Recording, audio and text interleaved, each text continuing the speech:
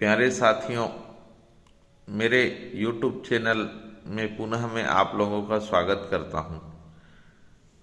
आज हम मुख्य रूप से मारवाड़ी, गुजराती और बनिया ये समाज विशेष के लोग ही व्यापार में हमारे बाकी स्थल के लोगों से या बाकी समुदाय के लोगों से सफल कैसे रहते हैं, इस पर चर्चा करेंगे। दोस्तों, जब भी हम कोई व्यापार करते हैं तो सब निवेश के साथ ही जो सबसे महत्वपूर्ण मुद्दा रहता है वह जोखिम लेना रहता है। हम लोग जानते हैं कि देश के दूसरे क्षेत्र से जो लोग हैं, हम लोगों में जोखिम लेने की जो मानसिकता है वह बहुत न्यूनतम है। हम अगर एक बार नुकसान में चले जाते हैं या दूसरी बार नुकसान में जाते हैं तो जो कार्य करते हैं उसको हम तत्काल बंद कर देते हैं। हम उसमें पुनः सुधार की क्या गुंजाइश है और उस पे हम लोग निरंतर मेहनत करें तो एक दिन सफल होंगे, इस बात को लेकर नहीं सोचते हैं। हम तत्काल में अपने कार्य को बंद कर देते हैं। मैंने अपने पुराने वीडियो में भी कहा था कि अगर हमें कुछ सफलता के लिए मेहनत करना है तो दूर के सोच रखना पड़ेगा।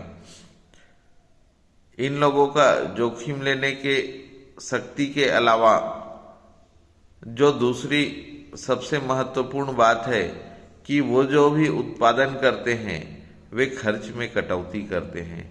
वे एक एक रुपया या बहुत छोटे से मार्जिन में लाभ कमाने के विचार को महत्वता देते हैं। आज यह ग्लोबलाइजेशन का समय है। इसका मतलब आज हर कोई देश के किसी भी बाजार में, विश्व के किसी बाजार में अपनी पहुंच बना सकता है।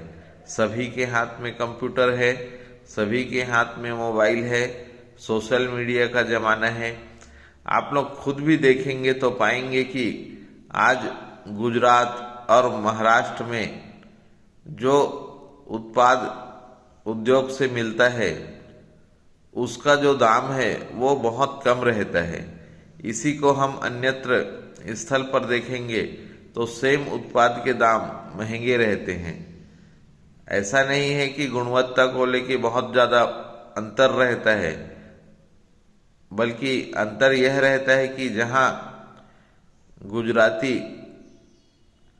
भाई बहन अपने उत्पाद में ज़्यादा से ज़्यादा प्रतिस्पर्धा लाते हुए उत्पाद को सस्ते दर पर और ज़्यादा से ज़्यादा मात्रा में देश विदेश में भेजते हैं, वैसा हम नहीं कर पाते हैं।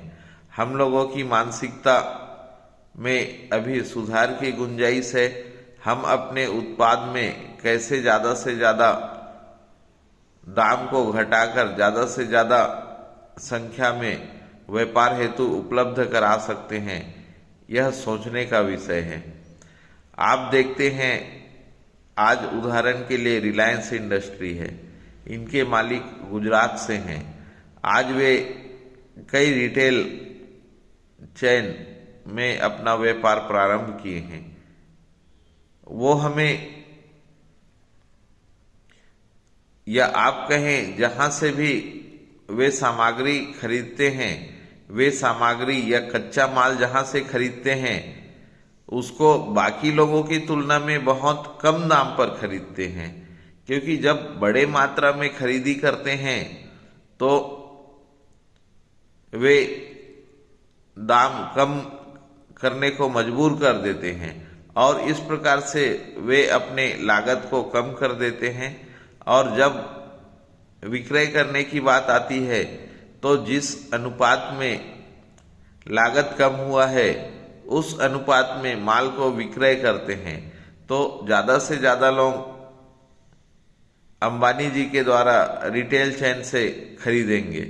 तो इस प्रकार से गुजराती भाई बहन या मारवाड़ी भाई बहन अपने व्यापार और सोच और दृष्टिकोण में बदलाव रखकर व्यापार करते हैं।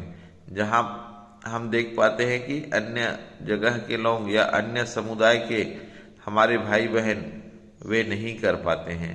तो हम लोगों को अपनी सोच एक गुजराती, एक मारवाड़ी और एक बनिया भाई बहन या इनके समुदाय की तरह सोच रखना पड़ेगा, तभी हम व्यापार में आगे रहेंगे।